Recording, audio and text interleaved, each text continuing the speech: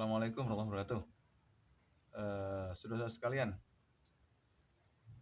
beberapa waktu terakhir ini kita disibukkan, dibuat sibuk ya oleh kenaikan BBM dan kemudian direspon oleh masyarakat sebagian luas dengan berbagai macam respon ya, mulai positif sampai kemudian menyesal, ada kemudian ya menagih dan macam-macam terhadap bapak-bapak, ibu-ibu pemimpin kita. Sebetulnya saudara-saudara, kita ini tidak perlu kemudian menyesali, meratapi terhadap fenomena kenaikan harga, kenaikan BBM dan sebagainya. Atau barangkali karena kenapa sih BBM dinaikkan dan sebagainya. Kita tidak perlu meratapi itu, karena itu adalah salah kita. Kita tidak bisa menyalahkan para pemimpin bangsa ini. Kita tidak bisa menuntut bapak-bapak yang sudah duduk itu. Itu adalah pilihan kita. Ya. Tidak bisa kemudian kita ngomong, Pak ini begini, Bu itu begitu. Tidak bisa kita begitu. Lagi-lagi itu adalah pilihan kita. Hari ini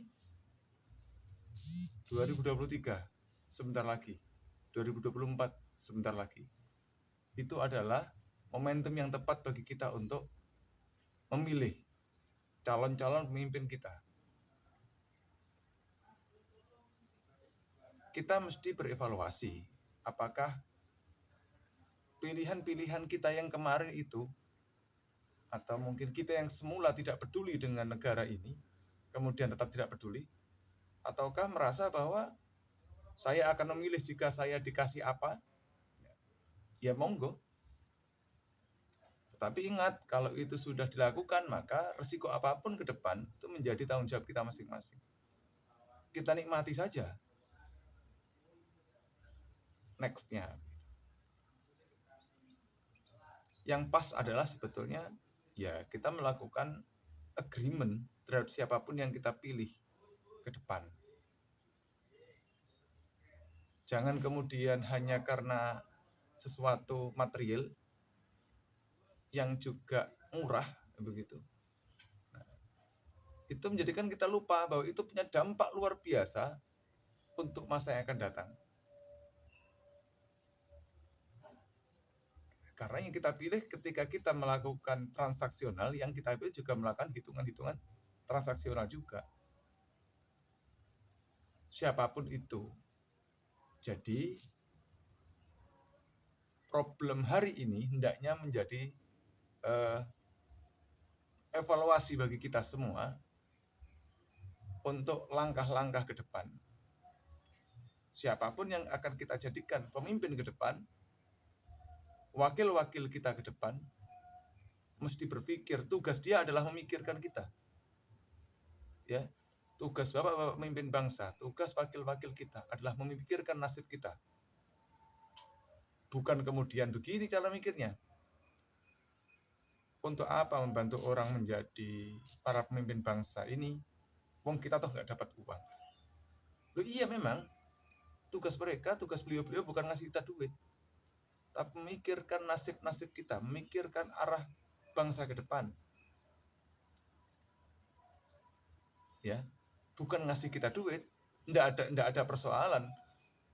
Wakilnya siapapun, kemudian pimpinannya siapapun, nggak ada persoalan bagi kita sebetulnya.